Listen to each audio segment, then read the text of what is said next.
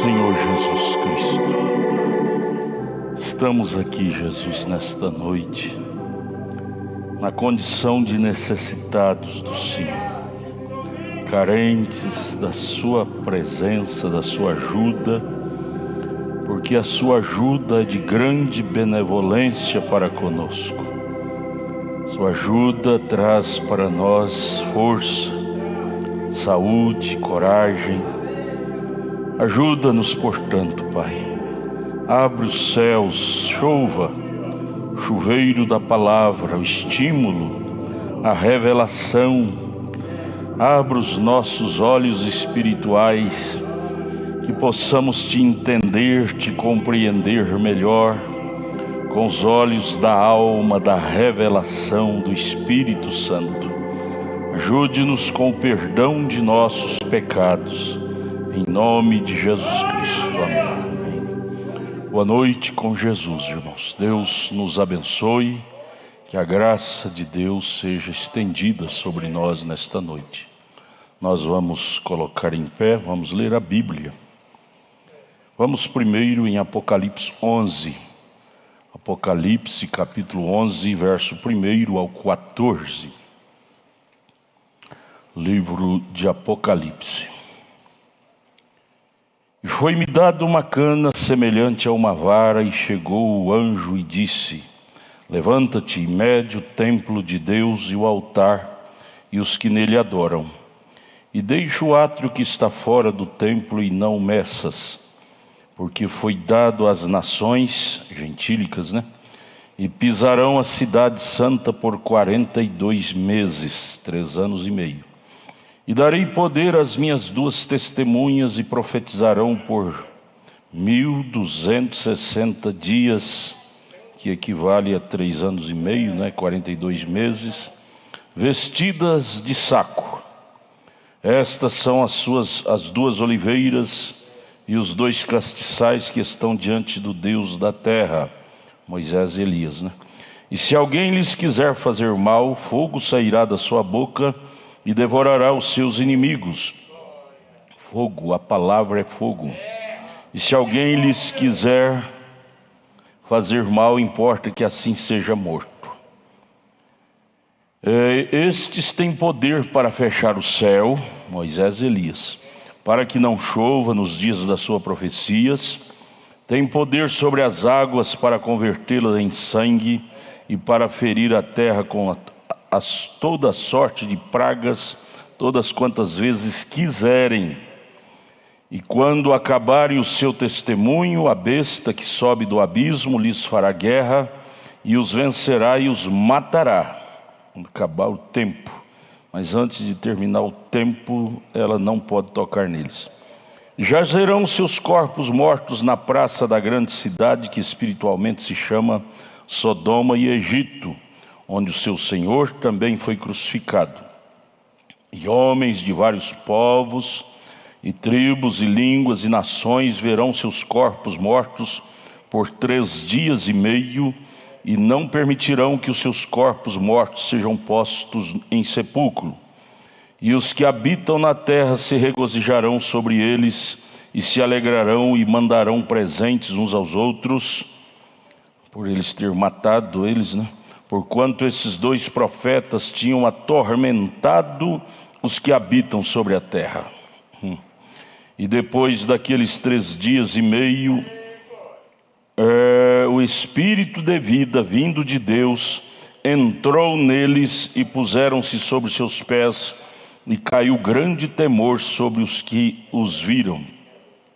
E ouviram uma grande voz do céu que lhes dizia: Subi cá. E subiram ao céu em uma nuvem, e os seus inimigos os viram.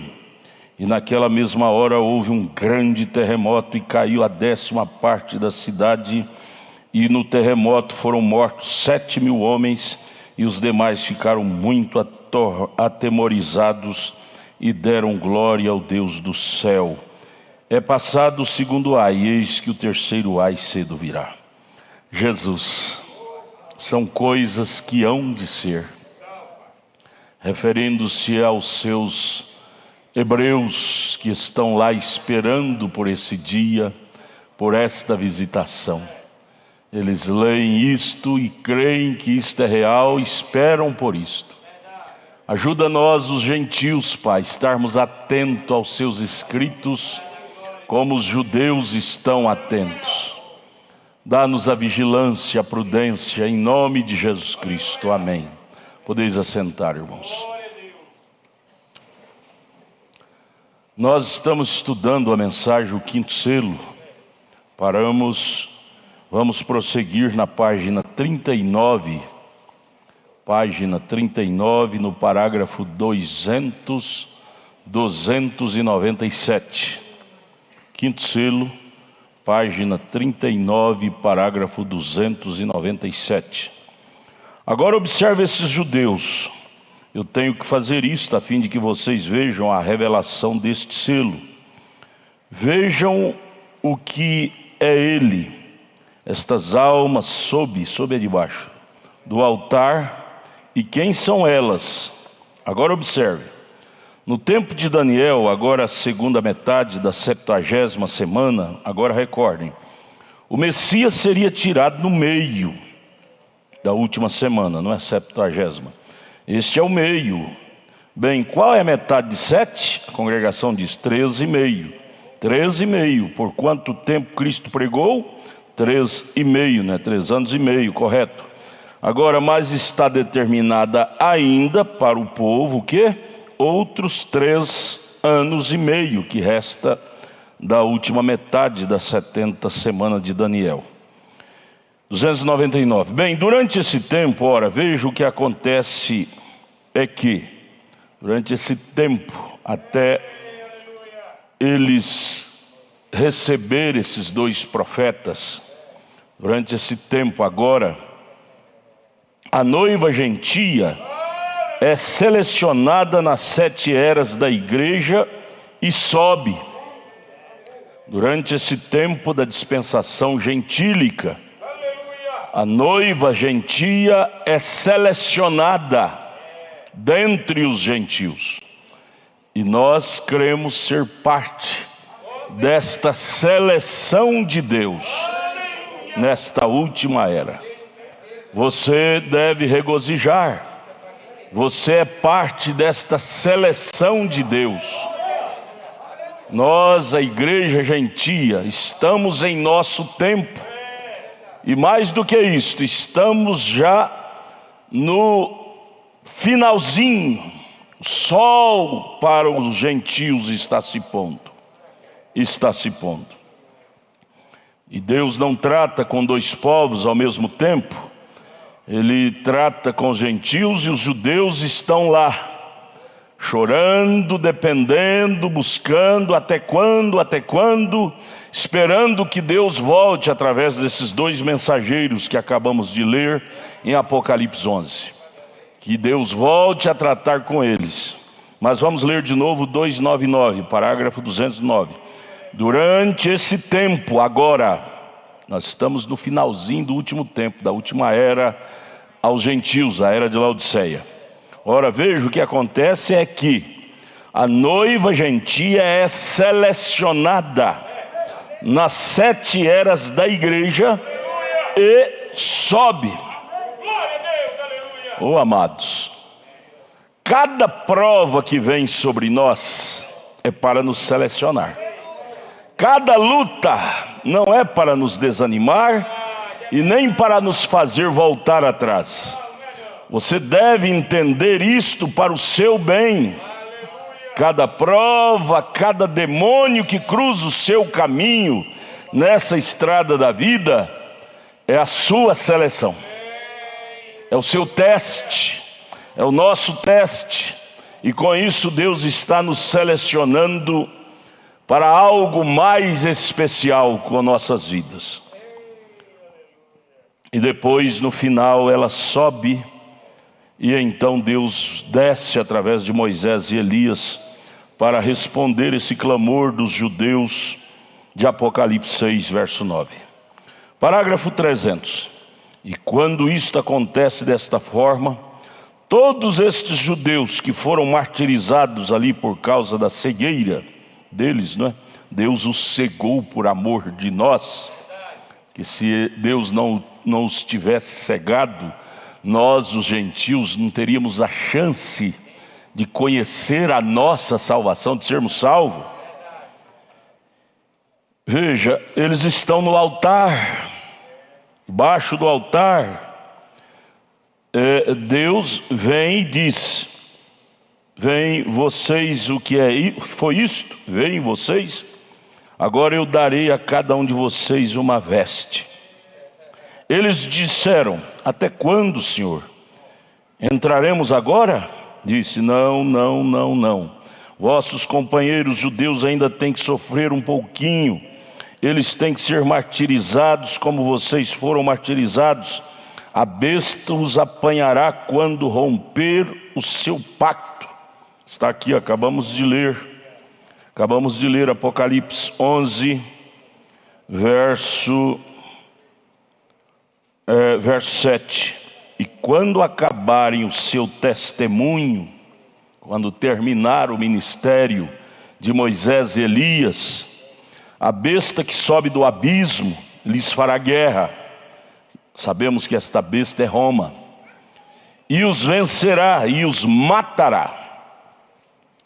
Então eles serão mortos no final do seu ministério, 3 anos e meio. E parágrafo 302. Agora observe que uma vez, agora apenas recorde, esses profetas têm que profetizar de acordo com Apocalipse 11. Vocês levantaram suas mãos confirmando que tinha lido isto, vem? E lhes é dado poder. E encontraremos quem são eles em 1 minuto, o Senhor permitindo. Agora observem quem são esses profetas. E agora a Bíblia diz isto aqui, é claro, ele diz naturalmente, vem? Agora observe, no meio dessas 3 semanas e meia, ou 3 anos e meio, não é? Que estão profetizando aqui embaixo, Apocalipse aqui diz, eles profetizarão por 1340 dias. Agora o calendário judaico, o tempo do calendário de Deus, é exatamente 30 dias ao mês. Não tem mês no calendário hebraico de 31 dias e nem de 28, 29. O calendário romano foi que causou a confusão. No calendário normal são 30 dias no mês. Agora, se você deseja tomar 30 dias e adicionar 3 anos e meio a ele, e ver cada mês de 30 dias, e bem o que você tem, 1.260 dias, 1.260 dias, exatamente 3 anos e meio. Agora veja você, não há nenhum engano nisto. Aí está, isto enquadra perfeitamente como um rabo de andorinha. Observe, aqueles 2 profetas pregarão por 3 anos e meio aos judeus nesse tempo, são chamados 144 mil.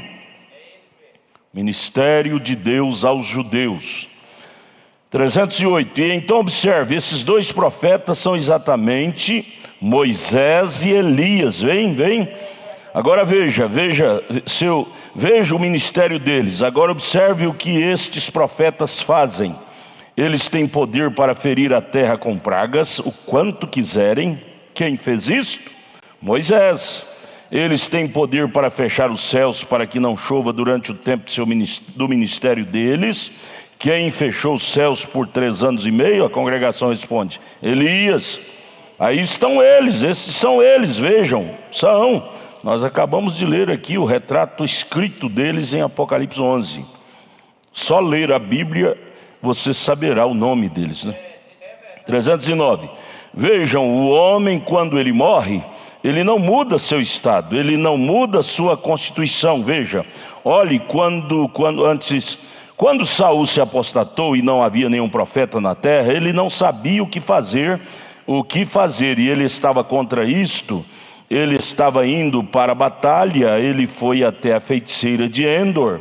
Agora, com apenas o sangue de boi e cabras, ela pôde fazer isto. E ela chamou pelo espírito de Samuel. E quando Samuel apareceu, Ali se colocou ele com seu manto de profeta. Não apenas isso, mas ele ainda continuava sendo um profeta, mesmo depois que morreu. A morte não muda nosso espírito, ela só muda nosso lugar de morada. Deixamos de ser corpos terrestres, nos tornaremos corpos celestes. Mas a morte não muda a natureza de nosso espírito. Samuel era profeta quando vivia, e quando morreu, aquela feiticeira o chamou, ele continuou sendo profeta, profetizou que Saul morreria no dia seguinte, e assim aconteceu. Disse, Samuel veio e disse para Saul: por que me tiraste do meu descanso? Veja, ele disse, vendo que tu és inimigo de Deus, ele disse, amanhã à noite, veja a profecia, Samuel profetizando que Saul morreria, amanhã à noite por esta hora, tu cairás na batalha, e por esta hora, amanhã à noite, tu estarás comigo. É baseado nisso que o profeta, boca de Deus, sustenta que Saul foi um salvo. Se amanhã à noite tu estarás comigo, o profeta Samuel dizendo, é lógico que Samuel não estava no inferno, Samuel estava na região dos salvos. Então Saul foi para estar com Samuel, na região dos salvos. Isto vale dizer que quando Deus te salva, Ele te salvou. Se você erra, se você peca, se você faz coisas erradas, você purgará como Saul purgou caríssimo pelos erros que ele praticara durante a vida. Mas que ele foi para estar na região dos salvos, pós-morte foi. Samuel profetizou aqui. E foi exatamente isto que aconteceu. Veem, não apenas ele continuava sendo um profeta. Veem, 313. E estes companheiros continuam sendo profetas, Moisés e Elias, como Samuel. Moisés e Elias continuarão sendo profeta, desempenhará o ministério profético de 3 anos e meio, Moisés representando a lei, Elias representando os profetas. Agora iremos nos aprofundar um pouquinho nisso, só por alguns minutos, o Senhor permitindo, hein? Oh, que coisa, como eu amo esta palavra. Não é de admirar que não só de pão viverá o homem, mas de toda a palavra que procede da boca de Deus. Estes 2 profetas são Moisés e Elias, de acordo com a repetição de suas obras. Retrato escrito aqui em Apocalipse 11, acabamos de ler. Esse sempre tem sido o ministério deles. Agora notem exatamente como eles fizeram. Aquilo não os mudou. Não mudou. Se Elias ressuscitasse fisicamente hoje e fosse pregar, ele levantaria a mesma bandeira que ele levantou quando ele vivia aqui, contra o sistema jezabelita e contra a mistura de Acabe com Jezabel. Aquilo não os mudou. Oh, amados, se a característica deles nem a morte os fez mudar, por que nós hoje temos que mudar? Uma hora somos crentes, outra hora somos descrentes, uma hora cremos, outra hora duvidamos. Veja, a morte, falando da morte de Moisés e Elias, aquilo não os mudou de opinião, de espírito, de característica, de natureza, de caráter. Oh Deus, ajude a nós. Não deixa nada mudar a natureza do nosso espírito, não. Não deixa as lutas, as provas que vêm no caminho mudar a natureza de nosso espírito, não. A qualidade de cristianismo. Grande perigo é o tentador, as tentações que cruzam o nosso caminho, forçar nós mudar de comportamento. Mas devemos estar de joelho dizendo: Senhor, mantenha-me no Espírito do Senhor. Mantenha meu caráter puro. Mantenha minha personalidade, minha natureza, meu espírito puro. Não deixa nada me mudar para o mal, não, meu Deus. Amém. Aquilo não os mudou. Paulo falou isto lá em Romanos 8:35, nem as lutas, nem as provas, nem o presente, nem o porvir, nem a altura, nem a profundidade, nada poderá me mudar. Nada poderá me mudar de Cristo, me separar de Cristo. Tem que vir lutas, tem que vir provas para nós sermos aprovados. Como poderíamos dizer que fomos aprovados se não passamos por prova, por luta, por tribulações, não é? Porém, tratando deles, Samuel e agora Moisés e Elias, nada os mudou. Aleluia. Senhor, não deixa nada mudar a sua igreja, não. Não deixa nada mudar ela de opinião, mudá-la de espírito, mudar de comportamento. Ajude a nós, Deus. Recorde, esses sujeitos nunca morreram. Observe isso por um minuto. Elias foi arrebatado, carruagem de fogo.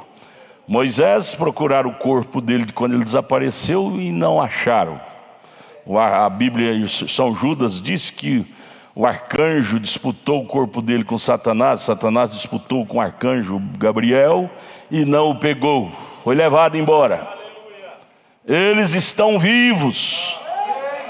Quer Bíblia para isso? São Mateus 17. 700 anos mais tarde, Elias e Moisés foi encontrado vivo no Monte da Transfiguração, assistindo a adoção de Jesus Cristo lá no monte. Vivos, vivos. Eles não morreram. Por isso que Paulo diz: quem está em Cristo não morre. O irmão Branham disse: se um dia vocês ouvirem dizer que William Branham morreu, não creiam nisto. Eu estarei vivendo na região dos vivos, dos salvos. Você também, nós também.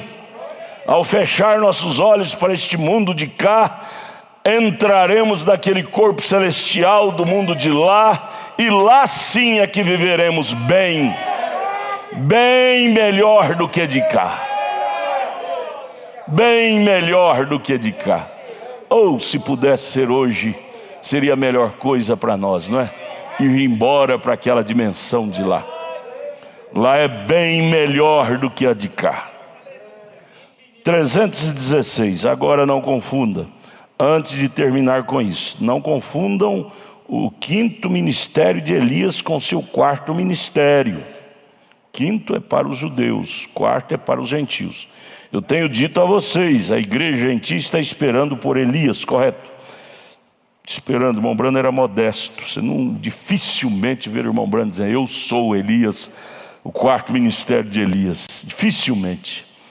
Ele dizia assim: ó, estamos esperando por ele e tal. Modesto. Você vê a característica do verdadeiro. Ele nunca é um exibicionista, dizendo eu. Não, ele diz: estamos esperando, se não for eu aparecerá, não é? E ele não brigava com as pessoas que diziam que ele era falso profeta. Ele dizia: eu sou falso, deixa eu continuar. Não, ninguém muda o falso, né? 41, parágrafo 317. E aqui ele está com os judeus. Recordem, ele não pode vir 4 vezes. Este é o número do inimigo. Tem que ser 5 vezes, não é?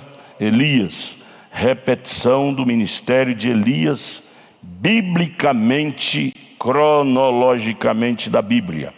A primeira vez ele veio com Elias, o tisbita mesmo, ele mesmo. Na vez seguinte ele veio, foi Eliseu, porção dobrada do ministério de Elias estava sobre Eliseu. A próxima vez ele veio, Malaquias 1, João Batista, o ministério de Elias Você vê lá dizendo Elias, Elias, mas quando surgiu foi João Batista, Malaquias 3. E na próxima vez, que é agora a quarta vez que vem, é para o 7º anjo.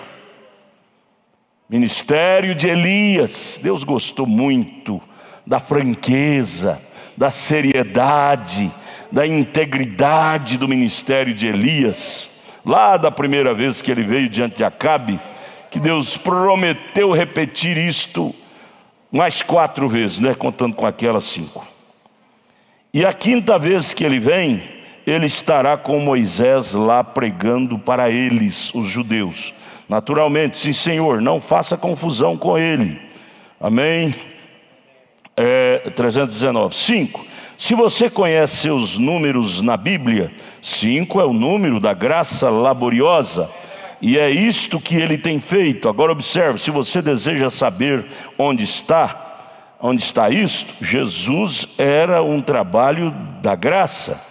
J-E-S-U-S, 5 letras. Labor, L-A-B-O-R, 5 letras. É isto, certo? Labor, por amor a você. E se você chega até ele, como você chega através de quê? Fé no labor. É isto correto? Labor é o número da graça, correto? Para o crente.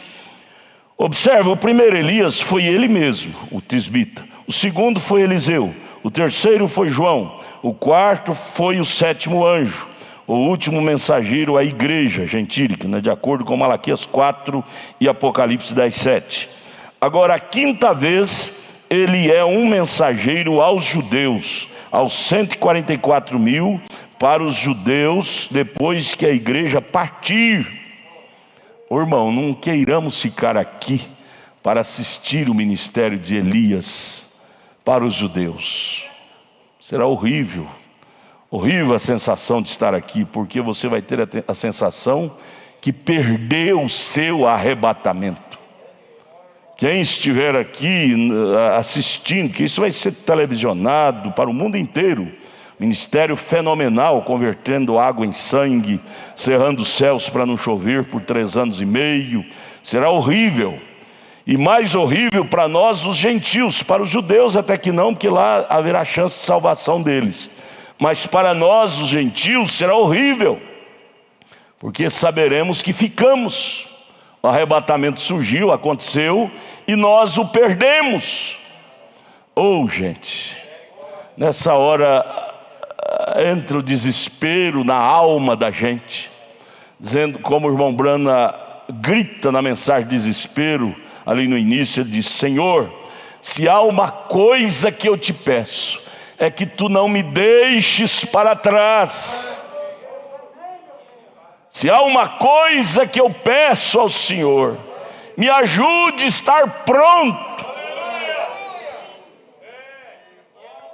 Se tenho que purgar, que eu purgue hoje, para eu não ficar para trás naquele dia. Se tenho que purgar, que eu purgue hoje de meus erros, de meus pecados. Mas, meu Deus, me ajude a estar pronto naquela hora do arrebatamento e não ser deixado para trás, pois será horrível. Isso não é bom nem no sonho, irmãos. Você sonhar que o arrebatamento sucedeu e você ficou, você acorda atribulado de espírito. E que Deus nos ajude a não brincar com isto, que a tendência nossa de humanos é acostumar. São Pedro profetizou isso no capítulo 3. Pessoas iriam acostumar e dizer: meus avós falaram disso e nunca aconteceu, não vai acontecer. Só que toda data chega. Toda data chega. E essa data está chegando, nós podemos avistá-la com os olhos espirituais, pelos acontecimentos mundiais, que a data da segunda vinda de Cristo já está à vista. Não resta longevidade mais para este fenômeno. E o que oramos é: Deus, ajude-nos a colocar em ordem todos os pontos das nossas vidas. Senhor, se temos que purgar como Jacó purgou, ajude-nos a ir logo para o vale de Jaboque, para estarmos prontos para aquela hora, Deus. Oh, amados irmãos, que Deus nos ajude e nos desperte de nossa sonolência espiritual, porque estamos na reta final. Já podemos ver os judeus, amados, esses 144 mil, a gente assiste eles lá em Israel, fazendo todos os preparativos para colocar no novo templo que será reconstruído para o milênio. Já está quase tudo pronto, os castiçais. Outro dia eu vi o arsenal deles, irmão Marquinhos. Já está quase tudo pronto. Arsenal que é colocado no templo, baseado lá no templo de Salomão, os castiçais, aquelas ornamentálias, tudo estão quase prontos para ser colocado no novo templo, porque no lugar do templo está ela no lugar dele, a mesquita de Omar, que é o templo, a igreja dos muçulmanos, no lugar do templo. Jesus disse em São Lucas 17, ela será tirada do lugar dele, ela, a mesquita, será derribada e eles levantarão o templo novamente ali. Final da profecia desses dois profetas, ela cairá e esse templo será reconstruído e eles vão estar adorando ali novamente. Estamos vendo isto tudo a olho nu, o cenário da coisa, e parece que tem caído um sono espiritual no mundo inteiro, que para nós se tornou uma coisa costumeira. A gente vê lá eles trabalhando com aquele afinco, trabalhando, preparando, e a gente vê aquilo como algo comum, natural, aquilo não é nada. Gente, Deus não iria colocar neles essa iniciativa se não tivesse algo, um fundo para responder. Irmão, a Bíblia diz no Salmo 142, quando há um fundo clamando, há um fundo para responder.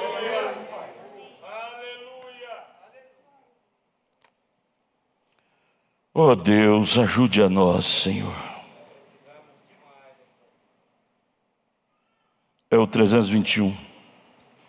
321, eu apenas me sinto um pouquinho estranho. Irmão Brana, quando entrava nessas profundidades proféticas da Bíblia, ele sentia algo dentro dele, borbulhar dentro dele, que o incomodava. Ele disse, eu me sinto um pouquinho estranho, vejam, vem. Olha o que alguns pensam, eu quero que você pegue isto agora, veja. Se alguns ainda pensam que Malaquias 4, para restaurar o povo, é a mesma coisa que ele fará ali aos judeus, e acham que é tudo a mesma coisa, Malaquias 4, com Apocalipse 11, deixe-me apenas esclarecer isto para vocês, só um momento, vejam, isso seria um pouco confuso. Porque, recorde, em Malaquias 4 diz, restaurará a fé a fé dos filhos de volta aos pais. Filhos são os gentios, somos nós. Vejam, de volta ao Pai. Quem são nossos pais? Jesus responde essa pergunta em São João 4:24. A salvação veio dos judeus. Então nossos pais na fé são os judeus, referindo-se aos apóstolos, a igreja primitiva. Esse é Malaquias 4, os filhos de volta aos pais, a fé dos filhos aos pais. 323. Observe, quando ele vem para cumprir. 322. Agora deixe-me lhes mostrar a diferença do ministério. Se ele vem restaurar a fé dos filhos de volta dos pais, ele negaria Cristo, ele voltaria para a lei. É isto correto? Os pais guardavam a lei. Vocês compreendem isso? A congregação diz amém. Observe, quando ele vem para cumprir o seu ministério em Malaquias 4, veja, como Malaquias 4, Elias estava sozinho. Ele vem cumprindo Malaquias 4 na figura do 7º anjo de Apocalipse 10:7. Ele vem sozinho. 324. Mas quando ele vem ministrar aos judeus em Apocalipse 11, só lê a Bíblia. Apocalipse 11 fala das 2 oliveiras. Ele tem Moisés consigo. O irmão Brana bate palma 2 vezes. Então, não há nenhuma confusão, nem um pouquinho, vem. Vocês compreendeu? A congregação diz amém. Quando Elias vem de Malaquias 4, ele está sozinho. Elias percursará. Não Elias e Moisés, Elias, o ministério de Elias se levantará, mas a mesma inspiração que disse que Elias virá para a última parte da era da igreja para restaurar a fé dos filhos de volta à fé original dos pais, a fé apostólica, a qual você deve voltar. E o anticristo tem surrupiado a todos eles para restaurar de volta, porquanto todo o restante das escrituras tem se mesclado. Vejam, ele vem sozinho, a Malaquias 4, batendo de frente com o ministério do anticristo, da besta, batendo de frente com o ministério do paganismo, do trinitarianismo. Ele vem sozinho, Elias, na figura de um homem. Esse homem tem nome. Você diz, mas eu não vejo o nome de William Branham na Bíblia. Como é que eu posso crer que William Branham é esse Elias? Eu não vejo o nome de William Branham na Bíblia. A resposta é fácil.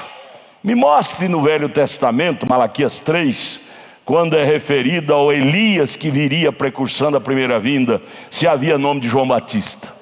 Havia nome de Elias. Porém, quando surgiu no cenário, foi João. O nome de João saiu cá na frente depois que nasceu.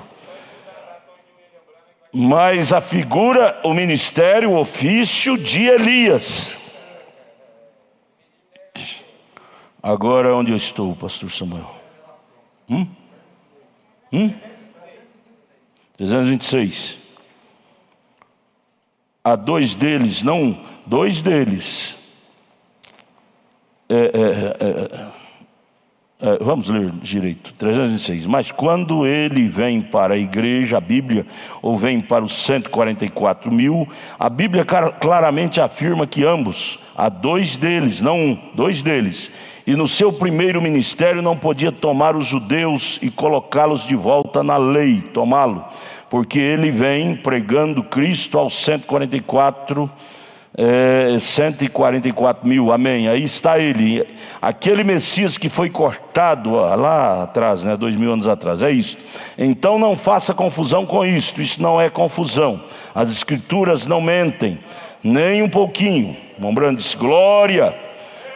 Quando vi isto, eu estava pulando. Irmão, a escritura revelada estimula o coração de um eleito.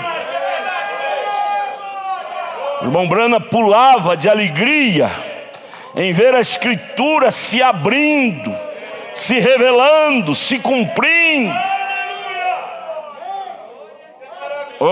Quando vi isto, eu estava pulando.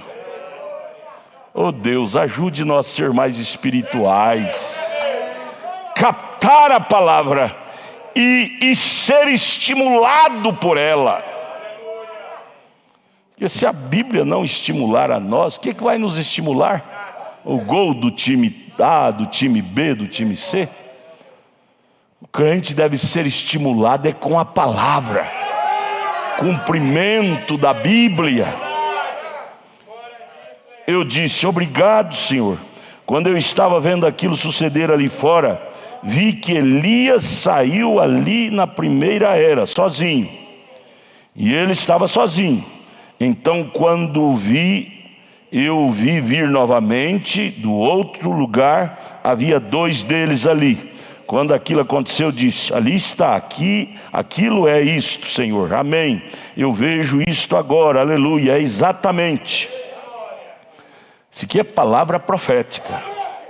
Para você entender a Bíblia, você tem que crer em profeta. Porque a Bíblia se torna um enigma, uma confusão, uma parábola, se você não tiver o espírito de profeta, um profeta para revelá-la. O irmão Branham disse: eu vi, quando ele veio da primeira vez sozinho, mas quando ele vem agora fisicamente, literalmente na segunda vez, eu vi dois. Alguém estava com ele, Moisés, no caso de Apocalipse 11. Eu vi. Agora, se você não crê em profeta, você vai ficar confuso. Como é que pode? E ele disse: eu vi Elias. Por isso que as pessoas que não têm profeta se corrompem, porque aí tem que crer na interpretação de teólogos, e teólogo não tem espiritualidade profunda para dizer isto é isto. Amós 3,7 diz que estas profundidades Deus só revela aos seus servos, os profetas, não aos teólogos, aos profetas. Coitado de quem não crê em profeta, fica seguindo teologia, interpretação do líder A, B, C, e cada um forma seu quadro, sua visão, e leva o povo a ter a sua opinião. Aqui não se trata de opinião de William Branham, aqui se trata da opinião da Bíblia. Ele diz: eu vi. É a mesma coisa de Gênesis 3. Ele diz: eu vi a Eva tendo coito com a serpente, como se vê num vídeo, a olho nu. Quem não tem profeta diz que é loucura dizer que a Eva teve coito com a serpente. O irmão Branham diz: eu vi. Amados, coisa boa é crer num profeta. Isso é privilégio de poucos. Isso é privilégio de poucos. Maioria que não tem profeta não crê, mas eles vão ter que crer em alguma coisa. Ninguém fica neutro. Eles vão ter que crer em alguma montagem teológica de algum líder. A Bíblia não é de particular interpretação. A Bíblia vem das entranhas de Deus para as entranhas do crente, por revelação, não por interpretação. 328. Se eu não tivesse mencionado isso ficaria um pouquinho confuso para alguém, mas ele me disse para mencionar isto, então eu fiz. O Espírito Santo, ele chamava a atenção do irmão Branham para ele repetir certas coisas, certas frases, para esclarecer melhor ao povo. 329. Observe, esses homens são mantidos vivos por Deus, desde seu ministério original a um trabalho futuro. Aí então esse aqui responde a pergunta: por que Moisés e Elias foi visto no Monte da Transfiguração vivo? Eles não morreram? Não morreu. Deus os manteve vivos para um ministério futuro. Sabe por quê? Porque a Bíblia tem que se cumprir, um homem morre só uma vez, né? Então eles não podiam ter morrido. Moisés morreu, me conta qual foi a sepultura que sepultaram eles. Onde viu ele? Eles serviram muito bem, vem? Apenas pense, aquele espírito de Elias ministra 5 vezes, Moisés 2, o quê? Observe, mantidos vivos para a posterior obra futura. Nenhum deles está morto agora, não creia você nisto. Ambos foram vistos vivos, conversando com Jesus no Monte da Transfiguração, mas recordem, eles devem morrer. Vai acontecer aqui, Apocalipse 11, verso 7. Quando acabar o seu testemunho, a besta que sobe do abismo, trevas, não é? Roma, lhes fará guerra e os vencerá e os matará. Aí sim, eles serão mortos, literalmente. 331. Agora Moisés realmente morreu, mas ele ressuscitou porque ele era um tipo perfeito de Cristo. Manteve vivo. Vem, ninguém nunca soube onde ele foi enterrado. Os anjos vieram e o levaram. Vem, ele tinha anjos carregadores. Porque nenhum mortal poderia carregá-lo para onde ele estava indo. Ninguém carregou ele para sepultura nenhuma. Os anjos o levou para a glória. Corpo, nem o corpo dele ficou. Ele apenas passou por um ato. Isto é tudo. Ele tinha anjos carregadores. Vejam, porque eles o levaram para onde ele deveria estar. Ninguém sabia. Ele deveria estar lá na região dos vivos, esperando agora que está chegando a hora dele ministrar pela segunda vez aos judeus. Ele está prontinho lá. Moisés está prontinho lá na região dos vivos, só esperando a noiva subir e Deus descer. Moisés, agora desce. Agora você vai exercer lá seus 3 anos e meio, aquele ministério forte que você tem. Você encarou a Faraó, encarou aqueles magos, e você não mudou de característica, de qualidade de ministério. Você vai descer lá. Ele está esperando esse estalar de dedo de Deus para vir. Só que para isso acontecer, Deus tem que tirar a noiva gentílica, que Deus não trata com 2 povos ao mesmo tempo. Ele tem que arrebatar a noiva. Amados, nós estamos a um fio de navalha. Oh Deus, isso deve fazer nossas pernas tremerem. A hora é muito tardia. Todos eles estão olhando fitos para nós. Próprio Moisés e Elias estão na região dos vivos, olhando para baixo, para nós, e prestando atenção com a audição para o estalar de dedo de Deus para eles descerem.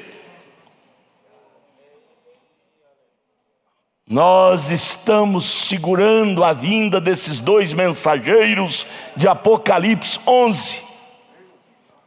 Estamos detendo.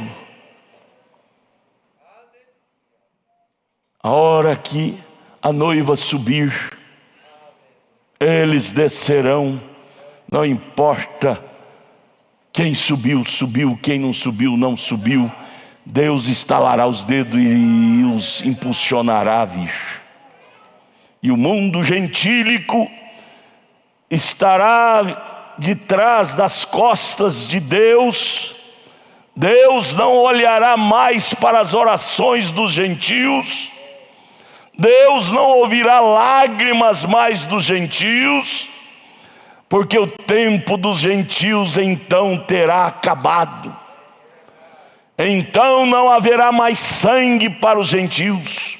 Então não haverá mais misericórdia para os gentios, porque agora é tempo do reino dos judeus, da restauração do reino dos judeus. Ai de nós em perder nossa chance, meu Deus.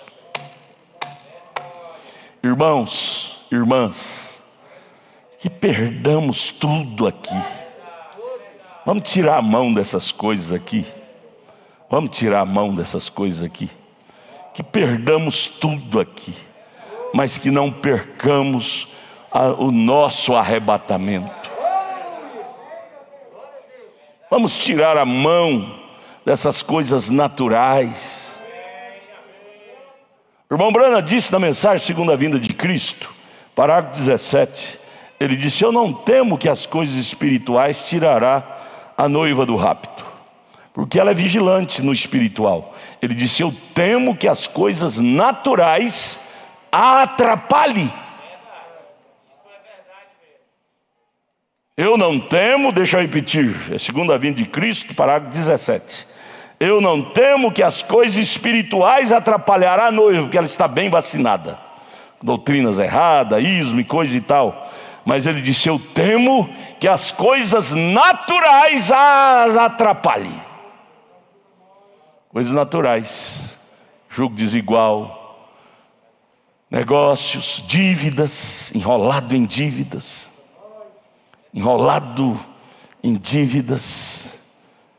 coisas que não precisaria de enrolar com aquilo, não precisaria de envolver com aquilo, precisaria daquilo. E às vezes o diabo, através dessas ofertas de juros baixos, ofertas baixas, investimentos com juros baixos, nos seduz, nos induz, e de repente estamos todos embaraçados. E aí, meu Deus, se o arrebatamento vier?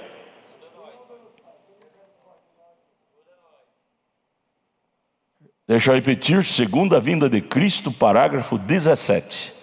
Brana disse: eu não temo que as coisas espirituais atrapalhem a noiva de subir. Porque essas coisas espirituais ela vigia, doutrina, letra, tudo. Mas eu temo que as coisas naturais as atrapalhem. Oh Deus, dá-nos um despertar. Que não venhamos ser vigilantes só das coisas espirituais, mas que venhamos a nos vigiar, nos policiar também nas coisas naturais. Vocês têm visto como que o natural está invadindo a vida dos crentes?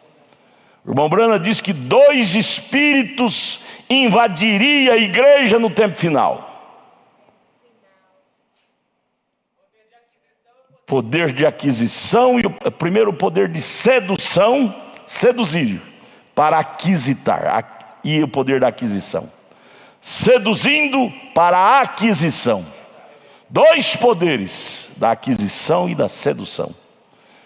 O profeta Naum profetizou que era o dinheiro em saco furado. Quanto mais tinha, mais vazava. Quanto mais colocava, mais vazava. Quanto mais colocava, mais vazava. E o irmão Brana chama isso de os insatisfeitos. Os insatisfeitos não têm satisfação com o salário que Deus dá. Enquanto nós temos aí pessoas que vivem com salário mínimo e ainda levanta no fim do mês dizendo: graças a Deus por esse salário mínimo, põe o pão na minha casa com esse salário. Outros ganham 5, 10, 20, 30 e não tem satisfação. Saco furado, quanto mais tem, mais vaza. Quanto mais ganha, mais enreda em prestações, em negócios que não necessitaria daquilo. Poderia viver bem sem aquilo. E aí depois tem que ter aquela mente pesada, preocupada, como pagar. Se os negócios não dão certo como foi programado, aí tem que devolver sem pagar. E o arrebatamento? Porque a preocupação desvia a nossa fé do arrebatamento. Porque aí dobramos o trabalho. Tudo que o diabo quer é nos enredar com preocupação, com dívida. Porque aí você tem que arrumar 2, 3 empregos para pagar aquela dívida que você se enredou quando não precisava daquilo.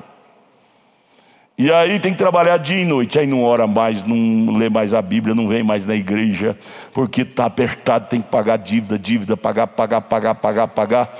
2 espíritos operariam no fim do tempo. Aquisição, ou seja, sedução para aquisição. Deus, abra nossos olhos espirituais, nos livre desses laços. Amados irmãos, nós às vezes pensamos que o laço pior do diabo o homem pensa, é mulher. A mulher pensa, é homem. Esse é um laço muito visto. Você se protege dele mais fácil. Existem laços perigosíssimos. E quando você vê, você já está todo enlaçado e às vezes sem poder sair.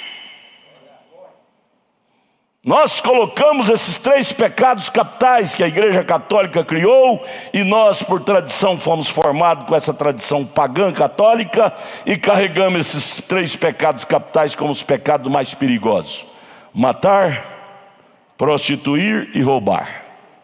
Esses são os pecados capitais que a Igreja Católica criou, e nós fomos criados no berço dela, carregamos essa tradição na nossa mente. Quando fala que pecou, nós já atribuímos um desses 3 pecados. Quando existem enredos horríveis que não são mencionados nesses pecados capitais, e que o diabo nos pega, nos embaraça e nos enrola, que se Deus não tiver misericórdia, Ele rouba a nossa fé. Quantos crentes que vinham à igreja quando era satisfeito com o salário que tinha, mas quando deixou a insatisfação do salário entrar no coração, não tem mais tempo de vir à igreja, porque o poder da sedução o levou, arrastou para a aquisição, e não são mais satisfeitos. Quantos crentes louvavam a Deus na igreja? Eu lembro disso quando eu era garoto, de chinelas havaianas. Eu mesmo vinha na igreja de chinela havaiana, porque não tinha outro calçado melhor para calçar. Calça mescla, naquele tempo era o plano de a mescla, remendada, mas alegre, batia palma e cantava. Hoje, se não tiver um terno novo cada culto, não vem. O poder da aquisição, da sedução, tem nos amarrado. Aí você lembra de quem? Dalila. Quando se fala de Dalila, nós pensamos que é uma mulher. Tudo bem, lá foi uma mulher para amarrar Sansão, mas hoje a Dalila é o dinheiro, é a sedução, é a aquisição, e pegar dinheiro emprestado é Dalila. Tem tantas Dalilas hoje para envolver os Sansões, e às vezes nós condenando Sansão, quando nós estamos às vezes mais amarrados do que Sansão. Em dívida, em negócio, compra e não paga, pega emprestado, não devolve. Estamos às vezes mais amarrados do que Sansão e condenando Sansão. Deus, tenha misericórdia de nós. Dá-nos a nossa salvação desses espíritos. São espíritos, amados, da última era, lançado do inferno para nos seduzir ao mal, verdade mesmo, nos envolver. De repente estamos todos amarrados com 7 tranças: a trança da vaidade, da concupiscência dos olhos, da concupiscência da carne, da soberba da vida, a trança do dinheiro emprestado, de dívida, e não temos mais como nem respirar satisfeito, porque estamos preocupados com as dívidas, amarrados. Sansão de novo amarrado. Estamos vendo novamente o Sansão amarrado. Sabe o que fez Sansão desamarrar? Desespero.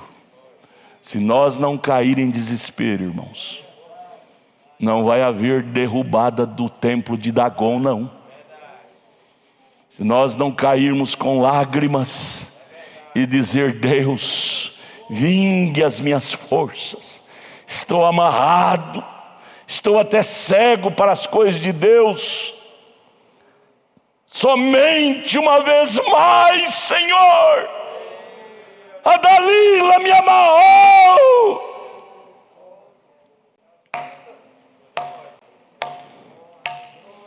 Se não houver desespero em nossas almas, amados, nós não vamos ter a mesma libertação que Sansão teve. Nós não vamos ter o sabor de passar a mão na cabeça e ver a mecha de cabelo renascendo. Nós vamos ver nossa cabeça careca, calva, sem cabelo, que cabelo para Sansão simbolizava as forças voltando para ele. Oh Deus, a hora é tardia. No palco do cenário, todas as coisas estão colocadas. Todas as coisas estão colocadas no cenário, esperando a noiva subir. E olhando, parece que a noiva está como Sansão no grande templo de Dagon, amarrada. Estamos amarrados com tantas coisinhas desta vida. Amarrado com filho, com parente, com pessoa, amizadinha lambancenta. Amarrado com lambança.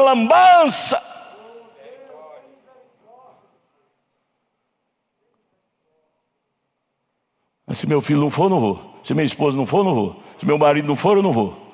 Sansão amarrado. Ó Deus, faça esse chumaço de cabelo nascer em nós. Faça nossas forças voltar, para nós arrebentar essas correntes que nos amarram e gritarmos fervorosamente e derrubar esse templo de Dagon, de Satanás, que tem nos escravizado.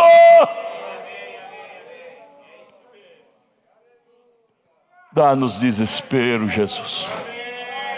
Dá-nos desespero, Pai. Abra nossos olhos. Sansão estava até cego, e os crentes hoje estão cegos. Fazem negócio, gambiras e tanta coisa, e parece que não está vendo o perigo. O diabo nos cega para as coisas. Casamento, namoros, negócios, mudança, atitudes, ações, fazemos de uma forma cegamente. É o Sansão cegado de novo e amarrado por Dalila, que são coisas e coisas e coisas. Ajude a nós, Pai. Abra nossos olhos, somente uma vez mais.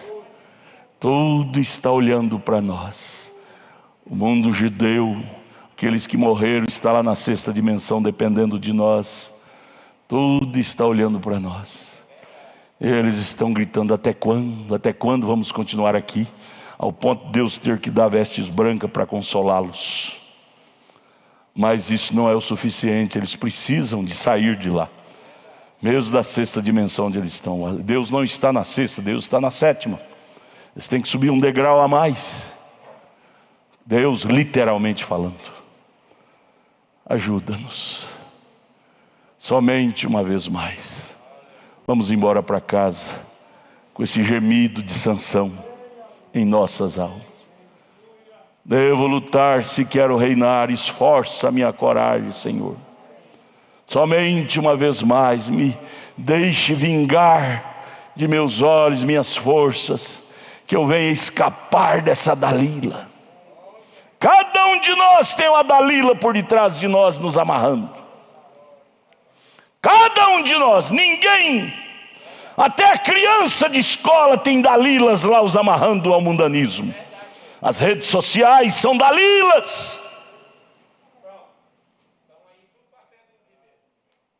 Cada um de nós, não pense diferente. Há uma Dalila te seguindo para te amarrar.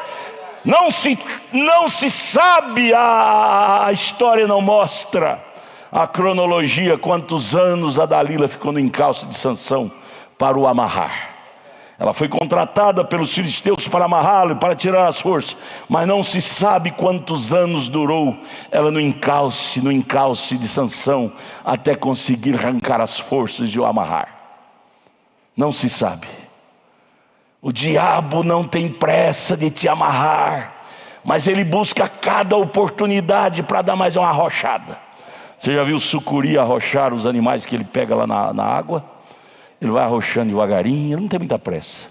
Devagarinho até quebrar. Quebra um osso, quebra outro osso, devagarinho, até quebrar. Ele quebra até um bezerro e engole. Primeiro ele quebra, arrocha bem, quebra. E a Dalila, ela ficou no encalço de Sansão para roubar-lhe a força. O diabo quer roubar a força da igreja. O diabo quer roubar a força da sua fé, do seu espírito, da sua alma. Ele é a Dalila do século 21. Deus tenha misericórdia. Vamos parar aqui. Vamos parar aqui. Eu parei em qual parágrafo, pastor Samuel? 331. Oh Deus, tem misericórdia de mim, Jesus. Me ajude a abrir meus olhos para não ser um Sansão. Todos nós somos Sansão. Agora temos que ter cuidado para a Dalila não nos amarrar. E a Dalila não se trata de mulher, literalmente falando. Pode até ser, mas não é só a mulher e nem só o homem. Dalila fala de muitos demônios, problemas, situações, condições, coisas e mais coisas. Sabe o que pode ser uma Dalila também? O irmão pisa no seu pé para te emburrar, para você não vir na igreja. É Dalila, querendo tirar sua comunhão com Deus aqui na igreja. Você tem que vencer essa Dalila, esse complexo. Isso é um complexo que o diabo põe no seu coração, na sua vida, chamado Dalila. Dalila joga a mulher contra o marido para o divórcio. Isso é Dalila, para destruir sua vida. E vice-versa. Dalila está solta em todos os quadrantes da terra. Vamos lá, pastor Samuel, termina. Luias, vamos dizer glória a Deus. Você quer glorificar a Ele? Glorifica a Ele nesta hora. Senhor nosso Deus e Pai, agradecemos a Ti, Senhor, por tantas palavras, a qual o Senhor tem falado aos nossos corações, aonde o Senhor tem trazido, Pai, a verdadeira consciência daquilo que nós temos feito, Senhor, e daquilo que precisamos consertar, Pai. É por isso que nós viemos na Tua casa, é para sermos consertados, Pai. E cremos que o Senhor tem feito milagres, maravilhas no nosso meio, Senhor. E nós Te louvamos nesta hora, nós Te glorificamos nesta hora, Pai, porque a Tua misericórdia, a Tua bondade, Pai, ela dura para sempre, Pai. E nós Te agradecemos nesta hora, por tudo que nós temos ouvido, por todos os conselhos, Pai, por cada palavra, Senhor. Pedimos ao Senhor, continue, Senhor, com a Tua mão de misericórdia sobre o Teu servo, nosso pastor, trazendo estas maravilhas para as nossas almas, Pai, dando saúde, força, graça, Pai. Ó Deus, pedimos ao Senhor, leva-nos em paz, guardados aos nossos lares, Pai, debaixo da Tua proteção, Senhor. Pedimos também em favor da saúde do irmão Elcio, Pai, a sua recuperação, Pai. Dê a ele, Senhor, uma recuperação desta cirurgia, deste problema, Senhor. Força, graça, ânimo, Senhor, no nome do Senhor Jesus Cristo, nós Te pedimos e Te agradecemos. Amém, Jesus. Amém, Senhor.